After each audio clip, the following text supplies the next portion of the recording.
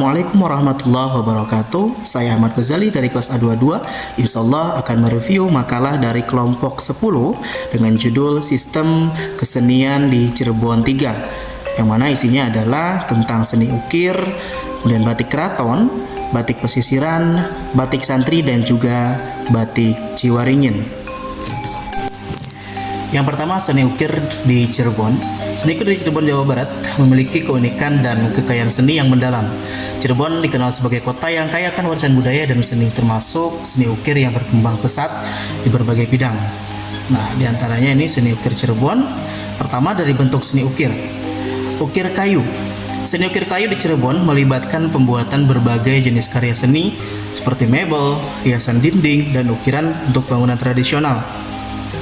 Motifnya seringkali menggambarkan elemen-elemen alam, flora, fauna, dan motif geometris yang khas. Yang kedua, ada ukir tembaga. Selain kayu, seni ukir juga diterapkan pada logam, terutama tembaga. Tembaga diukir untuk menciptakan lampu hias, wadah, dan ornamen lainnya. Keahlian ukir tembaga turun-temurun di beberapa desa di Cirebon. Yang kedua, yakni motif dan makna dari seni ukir Cirebon. Pertama adalah motif alami. Banyak seni ukir di Cirebon terinspirasi oleh keindahan alam. Motif bunga, daun, dan binatang sering muncul dalam karya seni, mencerminkan kedekatan masyarakat dengan alam sekitar. Yang kedua adalah motif islami. Sebagai kota dengan sejarah Islam yang kaya, seni ukir di Cirebon juga mencakup motif-motif islami seperti kaligrafi, pola geometris, dan motif bintang sering digunakan dalam seni ukir di masjid atau rumah tradisional. Yang ketiga, yakni pusat seni ukir di Cirebon. Yang pertama ada di Pasar Kanoman, ya. Pasar tradisional Kanoman di Cirebon dikenal sebagai pusat seni ukir. Di sini, para pengrajin dan seniman lokal menjual berbagai produk seni ukir kayu dan tembaga. Pasar ini menjadi destinasi bagi wisatawan yang ingin mengenal seni ukir di Cirebon secara langsung. Selanjutnya ini tentang pewarisan dan pendidikan. Pertama, pewarisan keterampilan. Keterampilan seni ukir di Cirebon seringkali diwariskan secara turun-temurun dari generasi ke generasi. Pengrajin lokal biasanya mengajarkan keterampilan ini kepada anggota keluarga atau generasi muda dalam komunitas. Yang kedua, ada program pendidikan seni. Beberapa lembaga dan komunitas di Cirebon juga berusaha memperkenalkan seni ukir kepada generasi muda melalui program pendidikan. Dan yang kedua, seni batik keraton di Cirebon. Seni batik keraton di Cirebon mengacu pada tradisi batik yang berkembang di lingkungan istana atau keraton di Cirebon. Batik keraton Cirebon memiliki kekhasan motif, warna, dan teknik yang mencirikan identitas budaya istana. Berikut adalah penjelasan lebih lanjut tentang seni batik keraton di Cirebon. Yang pertama, yakni tentang motif dan desain. Motif itu ada motif keraton. Ya, batik keraton Cirebon seringkali dihiasi dengan motif-motif khusus yang terkait dengan lingkungan keraton.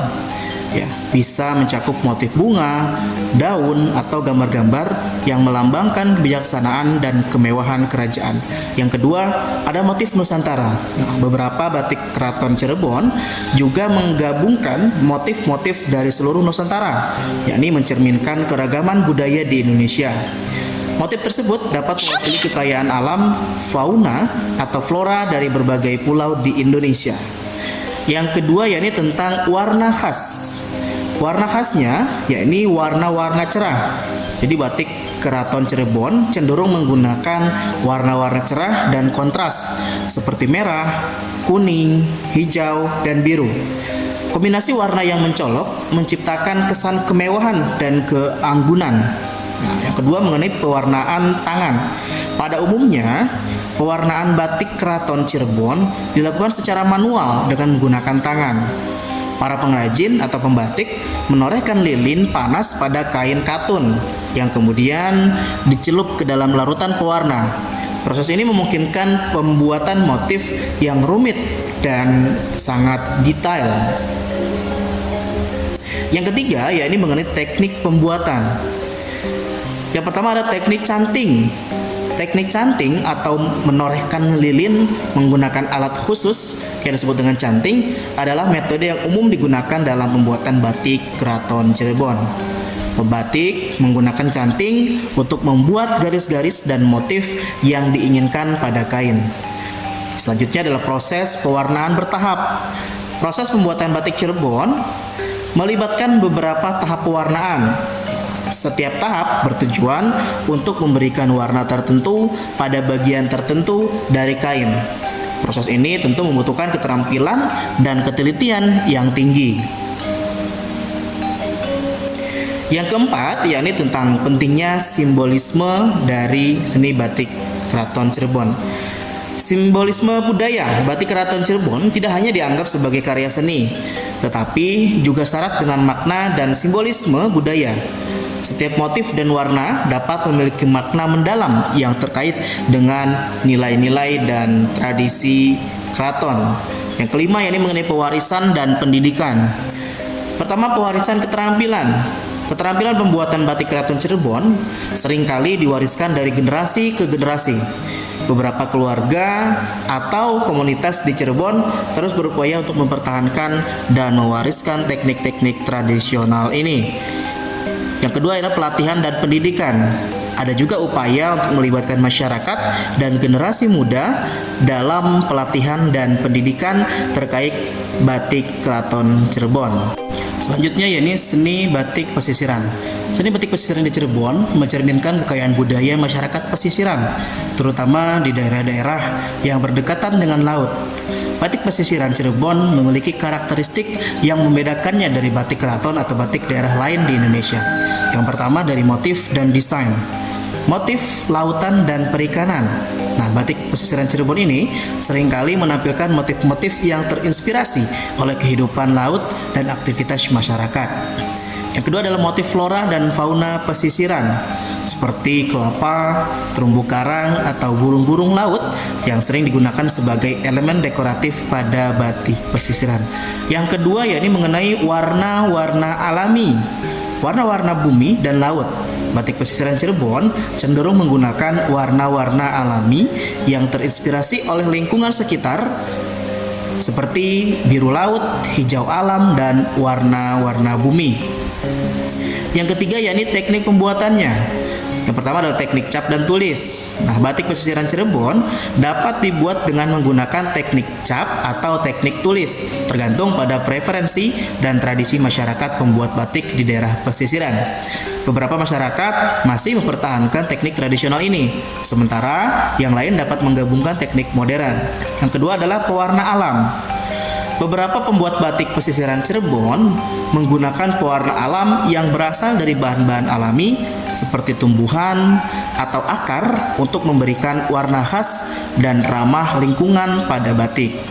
Selanjutnya yakni mengenai peran dalam identitas lokal. Nah, mewakili identitas maritim. Batik pesisiran Cirebon berperan sebagai representasi identitas maritim masyarakat pesisiran. Motif-motif laut dan perikanan mencerminkan hubungan erat masyarakat dengan laut dan tradisi perikanan. Ada pengembangan ekonomi lokal juga. Seni batik pesisiran juga memiliki peran ekonomi yang penting di daerah tersebut. Produksi dan penjualan batik dapat menjadi sumber pendapatan bagi masyarakat setempat. Selanjutnya adalah pelestarian dan juga pengembangan. Ada upaya pelestarian, ini termasuk program pelatihan, pameran, dan dukungan untuk meningkatkan keterampilan dan kreativitas para pembuat batik. Selanjutnya adalah inovasi dan pengembangan. Ada beberapa kelompok pembuat batik pesisiran juga terlibat dalam inovasi dan pengembangan desain untuk menjaga agar seni ini tetap relevan dan menarik bagi pasar modern. Selanjutnya batik santri. Batik santri di Cirebon memiliki kekhasan tersendiri yang mencerminkan nilai-nilai keislaman dan kearifan lokal. Pertama, perbedaannya yakni tentang motif dan desain. Motifnya Islami. Batik santri umumnya menampilkan motif-motif yang terkait dengan simbol-simbol Islam, misalnya kaligrafi, ayat-ayat Al-Quran, gambar masjid, atau simbol-simbol Islam lainnya. Motif ini mencerminkan identitas dan nilai-nilai keagamaan komunitas santri di Cirebon. Yang kedua ada simbol keilmuan. Beberapa batik santri juga menampilkan simbol-simbol keilmuan seperti kitab-kitab klasik atau lambang-lambang yang berhubungan dengan dunia keilmuan Islam. Yang kedua, yakni tentang warna khasnya. Warna netral dan alami. Batik santri cenderung menggunakan warna-warna netral dan alami seperti putih, coklat, atau warna-warna tanah. Hal ini memberikan kesan sederhana dan menghormati nilai-nilai kesederhanaan dalam kehidupan santri. Selanjutnya juga tentang pewarnaan yang simpel. Pewarnaan batik santri umumnya lebih simpel dan bersahaja. Pemilihan warna yang minim mencerminkan kebijakan warna yang konservatif dan kesederhanaan. Yang ketiga mengenai simbolisme budaya dan agama. Nah, maknanya apa? Yakni setiap motif pada batik santri memiliki makna mendalam yang terkait dengan ajaran agama Islam dan kehidupan keilmuan. Desain-desain tersebut seringkali diisi dengan simbol-simbol yang memiliki nilai filosofis dan spiritual. Ekspresi nilai-nilai keislamannya, batik santri berfungsi sebagai ekspresi nilai-nilai keislaman dan identitas keagamaan. Karya seni ini dapat menjadi medium dakwah dan penyampaian pesan-pesan moral yang dihargai dalam komunitas santri. Yang selanjutnya ini teknik pembuatannya. Ada dua, yang pertama teknik manual. Proses pembuatan batik santri seringkali dilakukan secara manual dengan teknik cap atau canting. Pada beberapa kasus, pembuatan batik santri juga melibatkan proses tenun yang dilakukan oleh para pengrajin yang ahli dalam kerajinan tenun tradisional. Kemudian keterlibatan komunitas. Pembuatan batik santri sering melibatkan partisipasi dari komunitas santri dan para ulama. Hal ini memastikan bahwa pembuatan batik tersebut sesuai dengan ajaran Islam dan nilai-nilai yang dihormati oleh komunitas santri itu sendiri. Yang terakhir yakni batik Ciwaringin. Batik Ciwaringin adalah salah satu jenis batik khas Cirebon yang memiliki ciri khas dan keunikan tersendiri. Batik ini berasal dari desa Ciwaringin yang terletak di Kabupaten Cirebon, Jawa Barat. Batik Ciwaringin memiliki gaya batik yang menampilkan pola geometris yang rumit dan berani. Warna-warna lembut karena pewarnaannya menggunakan bahan-bahan alami seperti kulit buah-buahan, daun-daun, dan sebagainya. Desain yang menggambarkan makhluk hidup yang tidak utuh, tumbuhan, dan elemen alam lainnya. Batik Ciwaringin mengusung nilai-nilai Islami yang kental karena sejak awal kemunculannya diprakarsai oleh para santri yang tinggal di pesantren. Sampai saat ini, batik Ciwaringin tidak keluar dari makna-makna simbolis yang bersifat filosofis yang menggambarkan kedekatan para perajin dengan alam di sekitar mereka dan estetika Islam. Hal ini menjadi daya tarik yang kuat dari motif-motif batik yang diciptakan. Dengan demikian, dapat dikatakan bahwa batik Ciwaringin berbeda dengan batik Cirebon. Batik Ciwaringin sebagai perwujudan kearifan lokal, masyarakatnya yang tumbuh dan berkembang dalam masyarakat Islam di pesantren. Demikian yang bisa saya paparkan, kurang lebihnya mohon maaf. Saya akhiri, assalamualaikum warahmatullahi wabarakatuh.